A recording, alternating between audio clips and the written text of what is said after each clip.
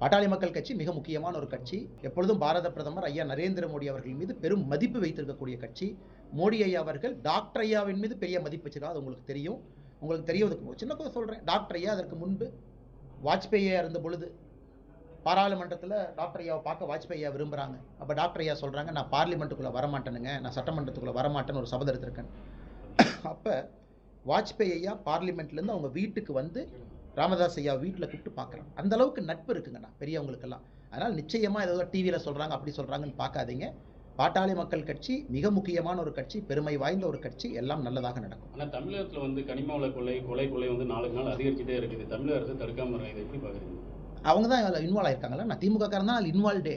எப்படி தடுப்பாங்கன்னா, மொத்தமாக கனிம வளம் அரசுக்கு சம்பாதித்து கொடுத்த பணம் 100 crore 100 கோடி 2024 பட்ஜெட்டில் 100 சில்லற கோடி 200 கோடியை கூட தாண்டலிங்கண்ணா. கனிம வளம் மூலமாக அரசுக்கு வந்த வருமானமே அவ்வளவுதான். நீங்கள் நம்புவீங்களாண்ணா? 100 கோடி ரூபா தான் கனிம வளம் மூலமாக லெஜிட்டிமேட்டாக வந்த வருமானம்னா நம்புவாங்களா?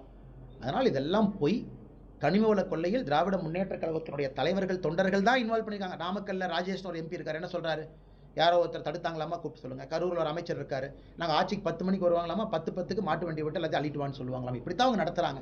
அதனால் எல்லா மக்கள் கோபத்தில் இருக்கிறாங்கன்னா பொறுத்து வந்து பாருங்க. அண்ணா முதலமைச்சர் டிஆர்பி ராஜா உட்காந்து மீட்டிங் போடுறார். வியட்நாம்ல இருந்து ஒரு கம்பெனி இங்கே வரணும், மீட்டிங் போட்டு ட்விட்டரில் ஃபோட்டோ போட்டிருக்காரு. எல்லாம் பேசிட்டோம், 20,000 வேலை வாய்ப்பு உருவாக்க போகிறாங்க, அவங்க வருவாங்க இவங்க வருவாங்க. அதை பார்த்தா 3 நாள் கழிச்சு அதே கம்பெனியை சந்திரபாபு நாயுடு அவருடைய மகன் நரலோகேஷ் அவங்க ஆந்திரா கொண்டு போயிட்டாங்க.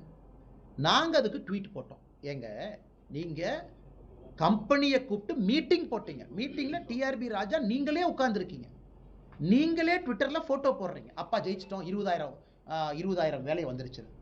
3 நாள் கழிச்சு ஆந்திராவுக்கு போயிட்டாங்க. நாங்கள் உங்களுக்கு தமிழக பாரதிய ஜனதா கட்சி சார்பாக கேள்வி கேட்குறோம், என்னையா நீங்கள் கவர்மெண்ட் நடத்துறீங்க, நம்ம ஊருக்கு வரதில்ல. அதுக்கு டிஆர்பி ராஜா என்ன சொல்கிறாங்க?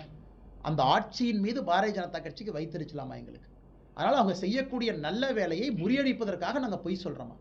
ஆனால் அவங்க செஞ்சதை நாங்கள் சொல்கிறோம். இப்படித்தான் அவங்க எல்லாம் பொய் வேலையாக சொல்கின்றார். இன்னைக்கு டிஆர்பி ராஜா இன்னொரு சூப்பரான ஒரு விஷயத்தை கையில் எடுத்திருக்காரு.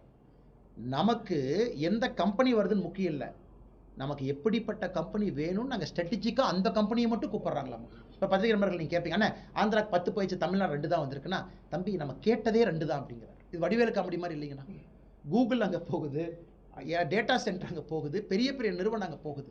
இவர் இங்கே உட்காந்து சோப்பு கம்பெனி, சோப்பு டப்பா கம்பெனி, செருப்பு கம்பெனி இதெல்லாம் கூப்பிட்டு இருக்காரு. இதான் ஹானஸ்டா, இதான் அவங்க பண்ணிட்டு இருக்காரு.